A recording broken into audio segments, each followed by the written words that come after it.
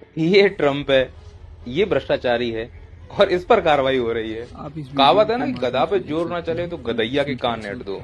अब ट्रम्प का मुंह बंद नहीं कर पा रहे हैं, भ्रष्टाचारी को जेल में नहीं डाल पा रहे हैं, बलात्कारियों को सजा नहीं दे पा रहे हैं, इकोनॉमी सुधार नहीं पा रहे हैं, और इसकी जो जानकारी दे रहा है, फिर वो चाहे छोटा बच्चा हो या महिला, बेशर्मियों की तरह उसके ऊपर एफआईआर कर दो। और वही इस बच्चे के साथ हुआ है। 14 साल का ये बच्चा है।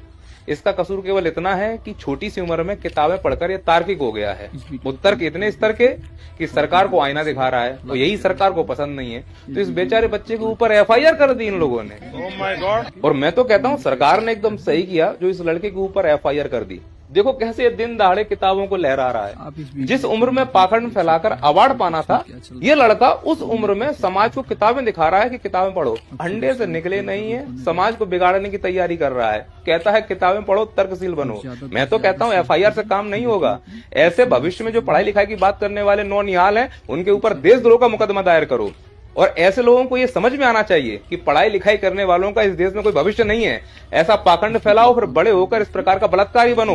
तुम्हें इतना सम्मान बनेगा कि केंद्रीय मंत्री तुम्हें बगल में बैठाएगा, फोटो खिंचाएगा, और तुमको बार बार पैरोल दी जाएगी। हो सकता है कि तुम्हारी लॉटरी निकल जाए, तुम इस प्रकार के सीएम बन जाओ, मंत्री बन जाओ। और तुम बातें किसकी कर रहे हो? पढ़ाई लिखाई की। इस लड़के के ऊपर एनएसए लगना ही चाहिए, नहीं तो कल को बड़ा होकर यह पर्यावरण संरक्षण की बात करना शुरू कर देगा। खतरा है ये देश के लिए।